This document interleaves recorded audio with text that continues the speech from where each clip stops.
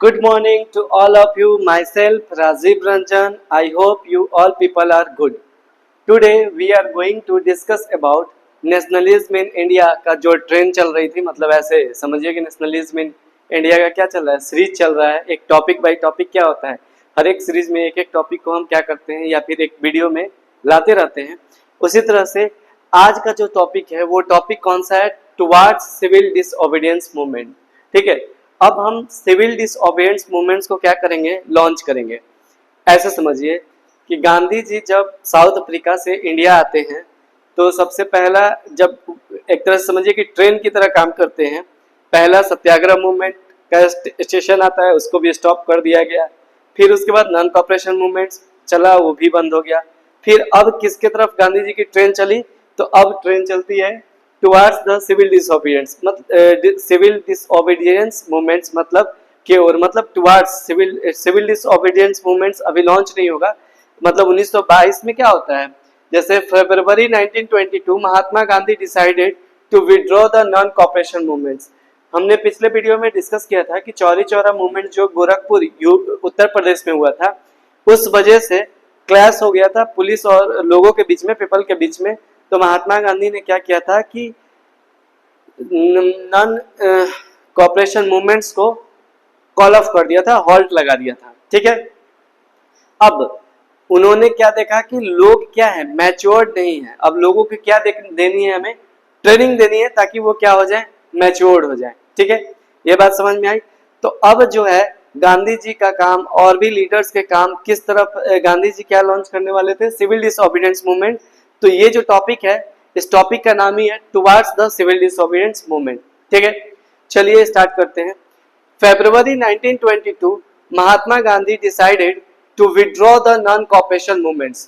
अब सवाल ये है कि आप ये बताइए कि नॉन कॉपरेशन मूवमेंट्स को स्टार्ट कब किया गया था। ठीक है, तो स्टार्ट चलिए बता देते हैं, जनवरी में किया गया था 1921 में।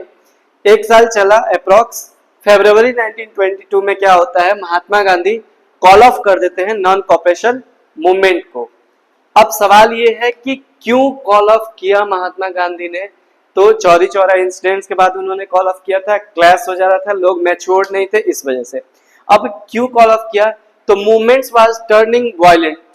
मूवमेंट्स क्या था, नॉन वायलेंट तरीके से चलाना था, और किस में टर्न हो जा रहा था, तो वायलेंस में कन्वर्ट हो जा रहा था। ठीक है, दूसरा चीज, satyagraha needed to be properly trained, मतलब वो ट्रेंड नहीं है। जो सत्याग्रह मूवमेंट करना चाहते हैं ना, वो क्या उनको क्या करना होगा, लोगों को अभी ट्रेंड करना होगा। जैसे होता है ना कि कोई इंसान अपने वादे का पक्का होता है कि हम वो करेंगे तो करेंगे, हम नॉन वायलेंस तरीके से ही करेंगे, वायलेंस में कन्वर्ट नहीं हो जाएंगे, चाहे वो कुछ भी हो जाए, जान भी चली जाएगी तो कोई दिक्कत नहीं है, लेकिन हम नॉन वायलेंस तरीके से ही हम क्या करेंगे, काम करेंगे।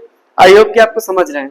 तो उसी तरह से सत्याग्रह जो प्रॉपरली क्या है, ट्रेंड नहीं है, वायलेंट में कन्वर्ट हो जा रहा है। इस वजह से नॉन कॉपरेशन मूवमेंट जो था वो क्या किया गया, कॉल ऑफ किया गया, उस पर हॉल्ट लगा दिया गया। ठीक है, चलिए अब सवाल यह है कि जब उस पर हॉल्ट लगा दिया गया तो उसमें क्या थे, और भी लीडर्स थे, और भी नेता थे, जैसे मोतीलाल नेहरू, जवाहरलाल नेहरू, सीआर दास, ये लोग भी नेता थे। ठीक है, तो क्या होता है कि within the Congress some leaders were non trained to the mass struggle. कुछ ऐसे लीडर थे, वो लोग क्या चाहते थे कि मास स्ट्रगल हो। ठीक है, एंड कुछ ऐसे लीडर थे wanted to participate the elections provisional council. ठीक है, प्रोविजनल काउंसिल का जो इलेक्शन है उसमें हम क्या करेंगे, पार्टिसिपेट करेंगे। The government of India act 1919, जो गवर्नमेंट ऑफ इंडिया एक्ट 1919 थी ना, उसके अकॉर्डिंग, मतलब वो एक्ट ये था कि मतलब आप पार्टिसिपेट कीजिए, नेता बनिए, लेकिन ब्रिटिश के अंदर में ही रहेंगे।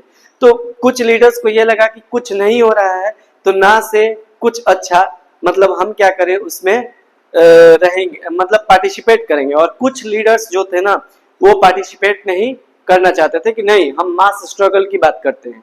ठीक है, अब सवाल यह है कि किसने क्या पार्टिसिपेट किया और कुछ लीडर्स ने पार्टिसिपेट नहीं किया, कौन कौन से। देखिए उसके बाद क्या होता है कि सीआर दास और मोतीलाल नेहरू दोनों ने मिलकर के क्या बनाते हैं, एक स्वराज पार्टी बनाते हैं। ठीक है, लेकिन इन दोनों का कहनाम ये था कि हम पार्टिसिपेट तो करेंगे लेकिन कांग्रेस को छोड़ेंगे नहीं, कांग्रेस के साथ रहेंगे, ये था। ठीक है, तो स्वराज पार्टी का क्या करते हैं, निर्माण करते हैं सी आर दास, ठीक है। और return to the council politicals, वो लोग इलेक्शन लड़ने के लिए तैयार हो जाते हैं, ठीक है। क्योंकि देखिए अब जो सेशन हुआ था 1920 में दिसंबर में, जो 19 सारे लीडर्स को क्या किया गया था, मनाया गया था, तो मना लिया गया था, लेकिन कुछ जब नहीं हो रहा है नॉन कॉपरेशन मूवमेंट जो गांधी जी का क्या हो गया, फ्लॉप हो गया, तो जो माने थे लीडर्स वो क्या किए कि फिर से हम क्या करेंगे, इलेक्शन लड़ेंगे, ठीक है।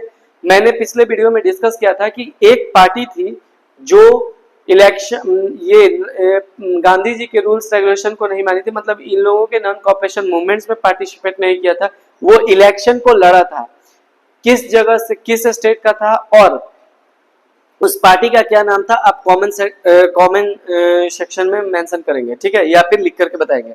देखिए तो क्या होता है कि Swaraj party return to the council politicals, C R Das और मोतीलाल नेहरू स्वराज पार्टी का क्या करते हैं, निर्माण करते हैं, ठीक है।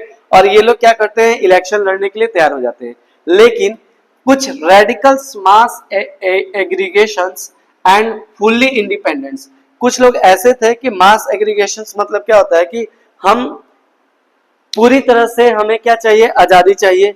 इसमें कौन कौन थे, तो जवाहरलाल नेहरू और सुभाष चंद्र बोस थे। इन लोगों ने इलेक्शन नहीं लड़ा। ऐसे समझिए कि मोतीलाल नेहरू क्या थे, जवाहरलाल नेहरू के फादर थे, बाप ने अलग रास्ता अपना लिया, बेटा ने अलग, अगर किसी की ट्रेन चल पड़ी तो बढ़िया बात है, ठीक है, ठीक है, अपार्ट फ्रॉम द जॉब, ठीक है। तो स्वराज पार्टी समझ में आ गई। और मास aggregations of the full independence की बात किसने की, तो जवाहरलाल नेहरू और सुभाष चंद्र बोस ने, ठीक है। अब सवाल ये है कि किस तरह से, अब अगला जो टॉपिक है उसमें देखते हैं, in a such situation internal debates and decisions two factors again the shape Indian political towards the late 1920s। अब दो फैक्टर्स पे काम कर रही थी कि मतलब दो शेप चला था इंडियन का, पहला था वर्ल्ड वाइड इकोनॉमिक डिप्रेशन, ठीक है, और दूसरा था साइमन कमीशन। साइमन कमीशन वाला अगले वीडियो लेक्चर में हम क्या करेंगे, डिस्कस करेंगे, ठीक है। स्पेस नहीं था, लिखने में थोड़ा दिक्कत होती, बहुत छोटा लिखने पे लिखना पड़ता है इस वजह से, ठीक है। तो सबसे पहले समझते हैं कि वर्ल्ड वाइड इकोनॉमिक डिप्रेशन क्या है। Agriculture prices began to the fall down. अब एग्रीकल्चर का जो प्राइसेस था, लोग जो खेती करते थे ना, उसकी प्राइसेस क्या होने लगी, फॉल डाउन मतलब क्या हो गया, फॉल होने लगा, कम होने लगा। एंड कोलैप्स आफ्टर द 1830, और 1830 में क्या हो जाता है, कोलैप्स हो जाता है। मतलब 19 एक दो दिन में नहीं होता है, 1926 से प्राइसेस क्या होती हैं, गिरना स्टार्ट हो जाती हैं, और 1930 तक क्या हो जाता है, इकोनॉमिक डिप्रेशन आ जाता है, ठीक है। अब देखिए सवाल क्या है, the demand for the agriculture goods क्या होने लगा, एक्सपोर्टेड डिक्लाइन, मतलब एग्रीकल्चर का जो गुड्स था वो एक्सपोर्ट डिक्लाइन होना स्टार्ट कर दिया, ठीक है। Peasants found in the difficulty to sell the harvest. अब जो वो हार्वेस्ट करते थे पीजेंट्स, वो क्या होने लगा, सेल ही नहीं होता था, वो भी कम होने लगा। पे टू देयर रेवेन्यू, और रेवेन्यू क्या देना पड़ा उनको, रेवेन्यू देना पड़ता था। मतलब एक तरह से कहा जाए कि खेत में जो फसल हो रहा है, एक तो बेचारा का बिक नहीं रहा है, ऊपर से उसे टैक्स देना पड़ रहा है। तो इस तरह से क्या होता है कि वर्ल्ड वाइड, मतलब जो फर्स्ट वर्ल्ड वॉर के बाद जो सिचुएशन क्रिएट हुआ था ना, उसमें इकोनॉमिक डिप्रेशन देखने को मिला, ठीक है। तो इस वजह से क्या होता है कि 1930 में the countryside was in the turmoil, मतलब पूरी तरह से 1930 के बाद क्या हो जाता है, टर्मिनाइल हो जाता है, मतलब इकोनॉमिक डिप्रेशन आ जाता है, ठीक है। ये एक सिचुएशन था। और दूसरा जो सिचुएशन था वो साइमन कमीशन के बारे में पढ़ना है, ठीक है। तो साइमन कमीशन के बारे में हम अगले वीडियो लेक्चर में आपको लेकर के आएंगे, और इस टॉपिक को भी क्या करेंगे, कनेक्ट करेंगे। एक बार इसे हम क्या करते हैं, समराइज कर देते हैं। कॉल ऑफ करने के बाद क्या होता है कि लोग क्या थे, ट्रेंड नहीं थे। कांग्रेस के कुछ लीडर ने इलेक्शन में पार्टिसिपेट किया, कुछ लोगों ने क्या किया, फुल इंडिपेंडेंस की बात की, मतलब पूरी तरह से हमको स्वतंत्र चाहिए। उसी बीच में क्या होता है, दो फैक्टर्स हैं जो इंटरनल डिबेट्स और डिस्कशन के बाद निकलता है, शेप में change, shape in the Indian political towards in the late 19th century.